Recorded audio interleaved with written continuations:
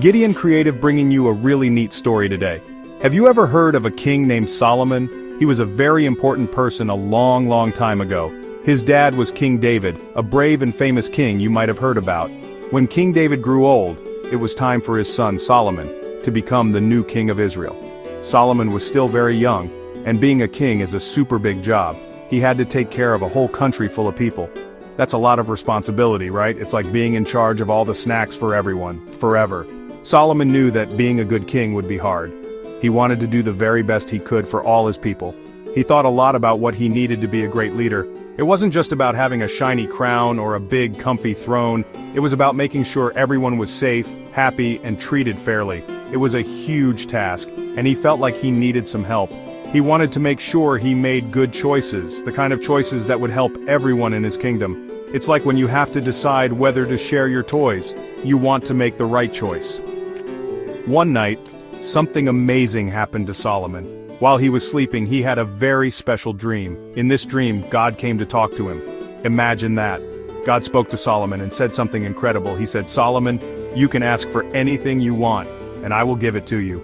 Wow. What would you ask for? A giant pile of toys? A pet dinosaur? A never-ending bowl of ice cream? Solomon could have asked for anything in the whole wide world, and God promised to give it to him. Solomon thought very carefully about God's amazing offer. He didn't ask for lots of money. He didn't ask to live for a super long time. He didn't even ask for his kingdom to be the biggest one ever. Instead, he asked for something he thought was much more important for being a good king. He said, "Please give me wisdom." He wanted a wise and understanding heart so he could lead his people well and know the difference between right and wrong. He wanted to be smart enough to make fair decisions for everyone. What a thoughtful wish. God heard Solomon's wish, and it made God very happy. He was so pleased that Solomon didn't ask for selfish things like treasure or a long life for himself. Instead, Solomon asked for something that would help other people. He wanted to be a good and just ruler for the whole nation of Israel. God saw that Solomon had a kind and caring heart, and that he truly wanted to do what was best for his kingdom. This was a very special kind of request, and it showed that Solomon was already on his way to being a great leader. Because God was so pleased with Solomon's choice, he decided to give him exactly what he asked for, and then some. God told Solomon, "Because you have asked for wisdom to lead my people, I will give it to you. In fact, I will make you wiser than anyone who has ever lived or ever will live." That's a lot of wisdom. It was like getting a superpower for his brain, helping him understand things that were very tricky and make the best possible choices in every situation. He would be known everywhere for his incredible mind. But that wasn't all. Since Solomon had been so unselfish, God wanted to give him extra presents too. God said, "And because you did not ask for them, I will also give you riches and honor." So not only would Solomon be the wisest king, but he would also be one of the wealthiest and most respected kings in the world. He got everything he could have dreamed of and more, all because he first chose to ask for a good heart and a wise mind. It's like when you share your cookie and then get a whole plate of them later.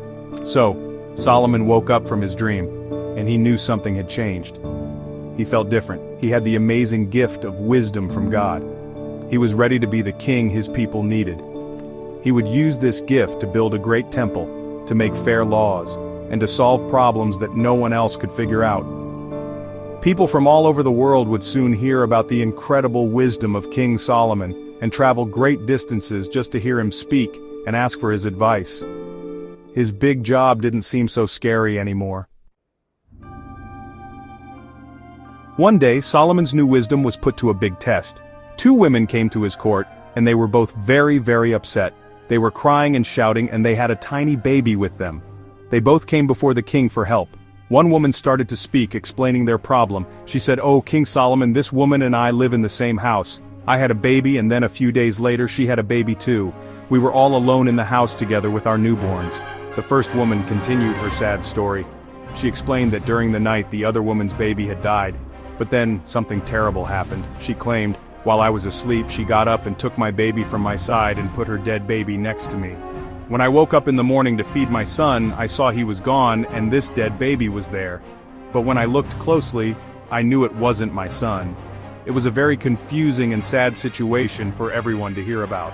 Then, the second woman shouted, "No, that's not true! The living baby is my son, and the dead one is yours!" The first woman cried back, "No, the living one is mine!" They argued back and forth right in front of King Solomon's throne. Everyone in the court was quiet, wondering what the king would do. How could he possibly know who was telling the truth? There were no witnesses, it was just one woman's word against the others. This was a really tough problem to solve. This was the moment for Solomon to use his special gift. Everyone watched to see how the wise king would handle this impossible puzzle. He had to figure out who the real mother was. The future of the little baby depended on his decision. He listened carefully to both women, watching their faces and hearing the pain in their voices. He knew he needed a clever plan to reveal the truth, a plan that would show everyone which woman truly loved the baby like a mother should.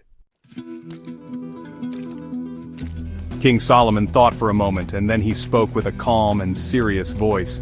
His solution was very surprising. He called for one of his guards and said, "Bring me a sword."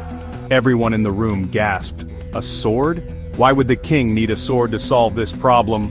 The two women stopped arguing and looked at the king, confused and scared. The guard returned quickly with a large, shiny sword and stood waiting for the king's command. The whole room was silent, waiting to see what would happen next.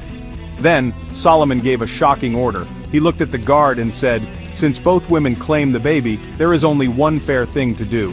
Cut the living baby in two, and give one half to the first woman and one half to the second." The people in the court were horrified. Could the king really mean it? How could such a terrible solution be wise? The second woman, who had been lying, just nodded and said, "That's a good idea. If I can't have him, then she can't have him either." But the first woman, the baby's real mother, screamed in terror. Her heart was breaking. She cried out to the king, "Oh my lord, please don't kill the baby. Give him to her, just let him live." She would rather give up her own child and never see him again than let any harm come to him. She loved her baby so much that his life was more important than anything else. Her true love for her child was clear for everyone to see in that moment of panic and desperation. In that instant, King Solomon knew the truth. He smiled softly. He raised his hand and said to the guard, "Stop! Do not harm the child." Then he pointed to the first woman, the one who had begged for the baby's life. "Give the living baby to her," the king declared. "She is the real mother." Solomon's clever and unusual test had worked perfectly. He used his wisdom not to harm, but to reveal the truth hidden in a mother's heart. This story shows us that wisdom is a special gift, and using it to make good, caring choices helps everyone.